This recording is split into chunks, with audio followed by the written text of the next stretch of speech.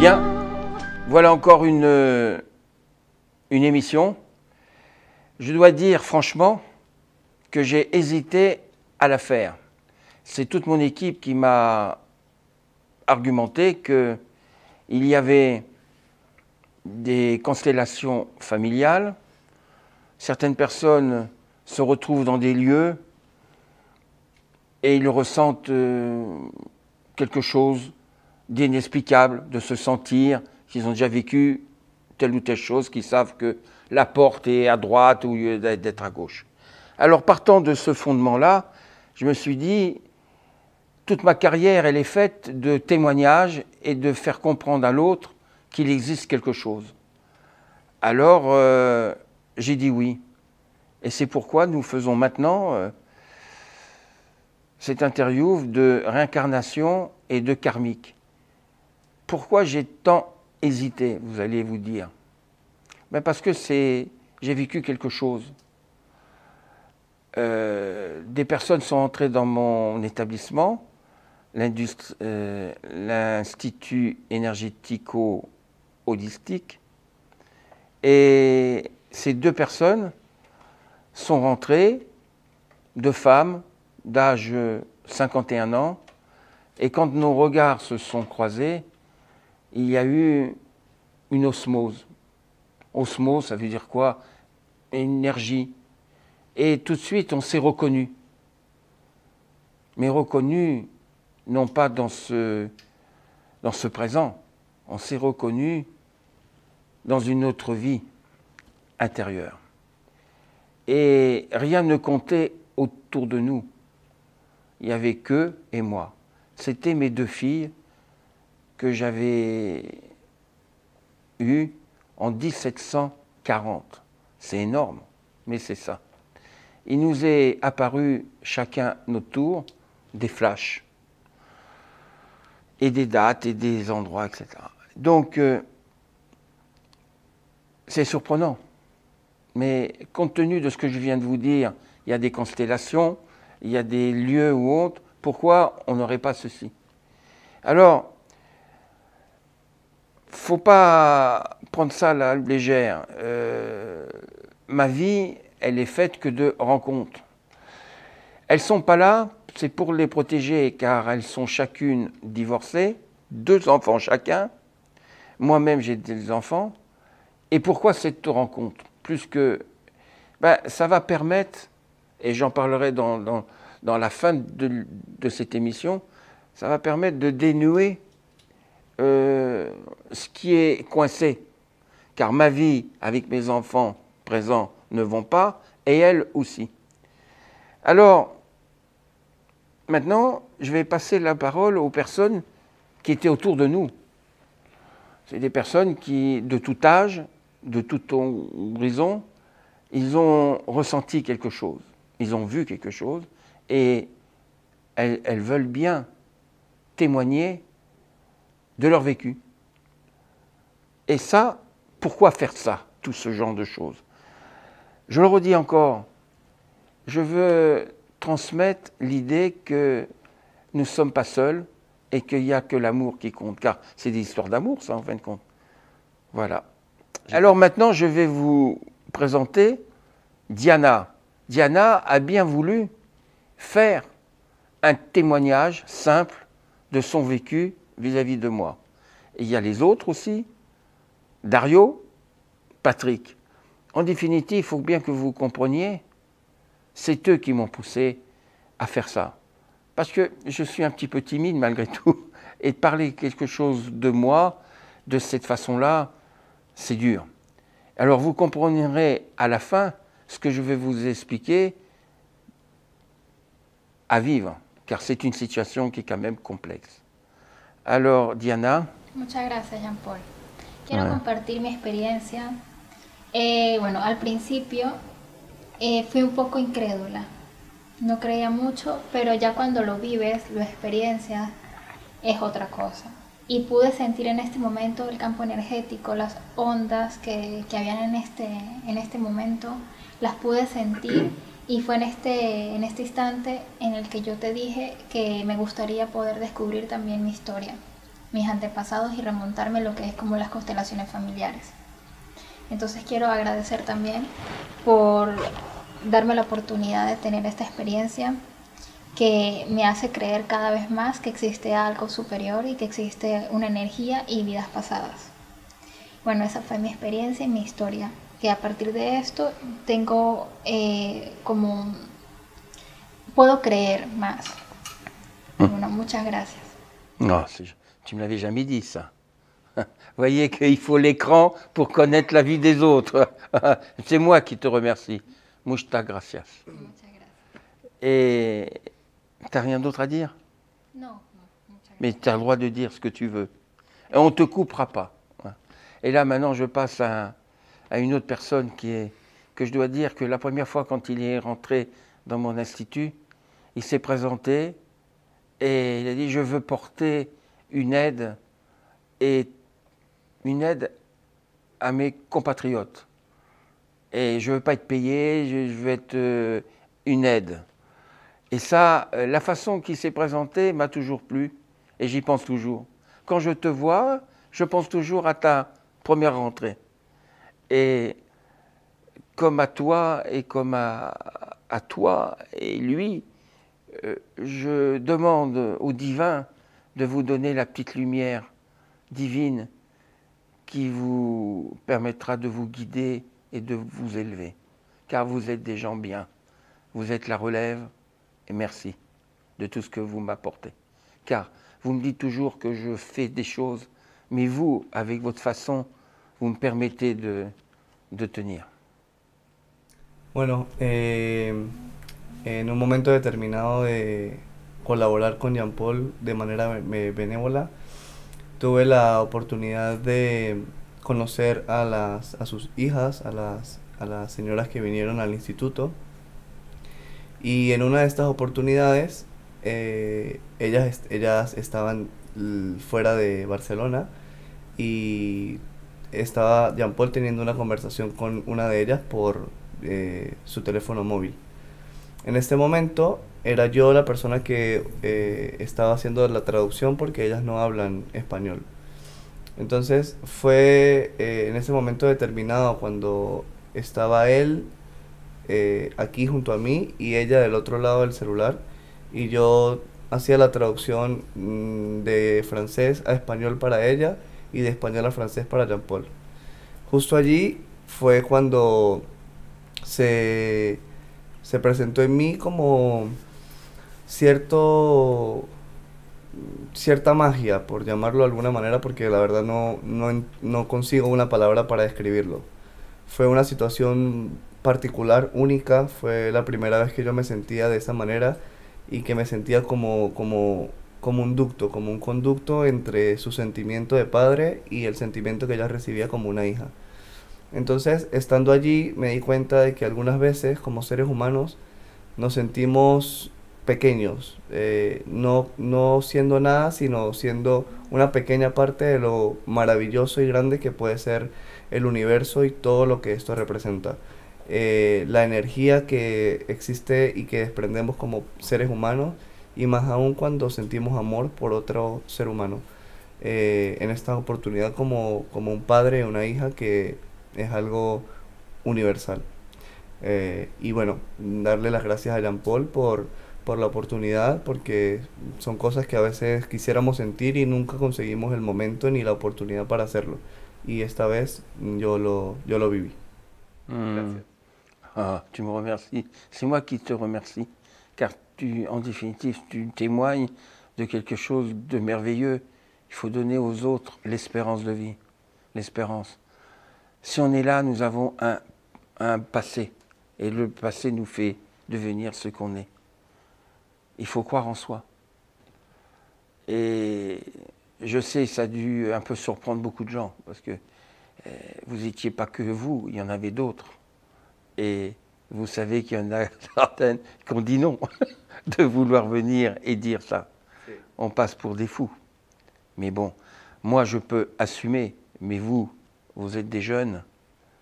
Et muchas gracias de supporter cette pression. Mais bon, il n'y a que vous qui savez ce que vous avez vécu. Quoi qu'on dise, vous l'avez vécu. C'est enregistré en vous-même et vous portez témoignage. Allez, maintenant je passe la main à Patrick, le français qui est double nationalité, espagnol et... non, pas espagnol, catalan. Tes parents sont catalans. Et à la mort de son père, qu'est-ce qu'il a fait? Il a passé toutes ses études à Toulouse en catalan. Sí, las dos partes, en castellano y... Et tu as gardé l'accent. Y se me ha quedado el acento del suroeste. Bueno, De Sud-Ouest. pues en Bonn, hace unos años que nos conocemos y muy contento de poder estar con vosotros y explicar un poco tu experiencia con esta persona que nunca me habías comentado que tenías esta... porque no lo sabías tú tampoco simplemente. Y bueno, me comentaste esto y me pediste de si podría venir contigo, con vosotros, estar con vosotros este día de vuestro reencuentro. Entonces fue algo impresionante en el sentido de que María, pues ella transmitía sus sentimientos como un hija lo transmite a su padre. Y claro, es una persona de 51 años con dos nacionalidades diferentes, ya que tú eres francés y ella es de Madrid. Entonces yo estaba al medio de vosotros en los dos idiomas y hablando contigo, hablando con ella, y era como si estabais con un retraso en el tiempo de un padre y una niña. Los sentimientos que expresaba ella y tú eran de los sentimientos ahora que tienen un padre y una niña actualmente. Y es una cosa muy rara que creo que cada uno de nosotros hemos querido vivir. En el fondo de nosotros creo que hemos cada uno querido vivir una cosa así, sin decirlo nunca a voz alta, pero de vivirlo contigo, que te conozco y leyendo los dos como hablabais, pues ha sido muy fuerte, la verdad. Es una cosa que hace reflexionar mucho y me alegro por vosotros, claro. Es un reencuentro impresionante de un padre con su niña, los sentimientos impresionantes, la verdad. Merci de ton témoignage. De nada, Jean-Paul. Merci, merci. Je dois dire aussi que tu l'as dit d'une façon, mais je vais le dire de ma propre manière. Vous avez eu une émotion de ces retrouvailles que nous avons eues. Vous imaginez l'émotion personnelle de ce passé qui ressurgit et qui vient. María es lo que me comentaba, que de su parte ella, claro, es que sois de dos sitios diferentes, tú de Francia y de España, y los sentimientos que transmitía ella, pues son muy fuertes, de cara a ti. Es como, son sentimientos de una niña con su padre. Es sentimientos internacionales, porque son... C'est l'amour.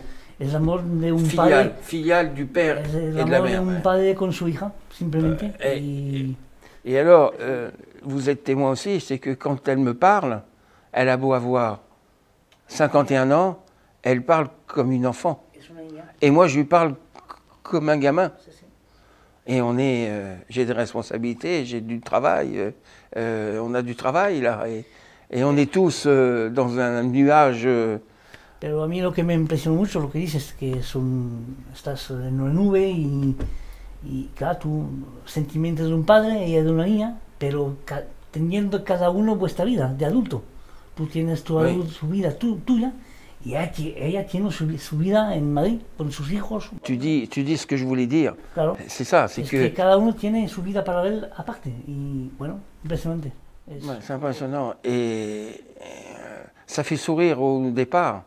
Moi, et là, j'entame maintenant la troisième partie, qui est que je l'ai dit à toutes mes amies de France et autres qui connaissent ma vie entre la quatrième dimension, disons, et ce que je fais. Donc j'ai l'habitude de ce genre de choses. Mais là, je suis partie prenante parce que ça part de moi-même, quoi. J'ai des sentiments. Et ça fait sourire. Mais quand on est confronté l'un et l'autre ensemble et quelqu'un le voit, on respecte ce qu'on a vu. Ça m'a fait drôle, le décalage. Mais je dois dire que ma femme, j'ai tout de suite, le premier jour, appelé mon épouse. Et mon épouse les a acceptés très vite. Hein. Vous êtes témoin, elle n'a pas eu de problème. Elle, Dieu sait qu'elle a des problèmes avec ses enfants. Et donc elle a... Voilà, enfin bref. Les histoires de famille de tout le monde. Et ça s'est très, très, très, très bien passé. Mais je dois dire que c'est difficile malgré tout. Parce que le passé ressurgit dans le présent, mais tant qu'on ne l'a pas résolu, on ne peut pas le travailler et vivre avec le futur. J'ai ma trésoritoire qui est que je suis marié, j'aime mon épouse, j'ai des obligations, mon passé n'a pas lieu d'être avec, et elle aussi. Mais nous sommes revus pour dénouer le problème. Ça, j'en suis sûr. Et nous allons y résoudre.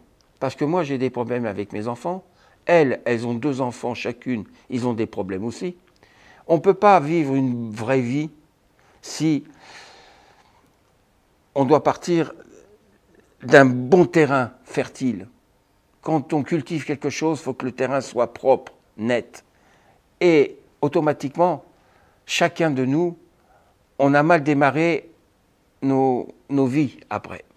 Donc, il se passe quelque chose entre elle et moi et leur enfant. On est en train de dénouer notre histoire et les choses vont aller mieux.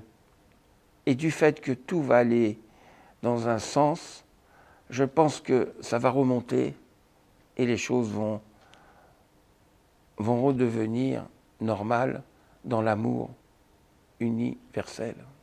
Parce que plus on vit et on se réincarne, plus les choses s'évoluent. C'est inéluctable, ça. On peut le lire dans n'importe quel livre. Voilà. Et je respecte leur idée de ne pas leur dire tout de suite à leurs enfants. Elles peuvent pas parce qu'il y a la vie de chacun. Moi, je peux assumer ce que je dis avec vous. Vous acceptez ce que je dis. Mais il faut respecter leur point de vue, qui est qu'ils ont des enfants. Les enfants ne connaissent pas trop ce que l'autre fait. C'est difficile, très difficile. Difficile. Alors elles habitent très loin de Barcelone. Et donc, je les reverrai plus tard, quoi. Voilà. Donc, merci de bien avoir voulu rester jusqu'à la fin. Mais c'est surtout, ne méprenez pas, j'ai pas besoin de publicité. J'en ai assez. Je fais assez de choses qui sont concrètes.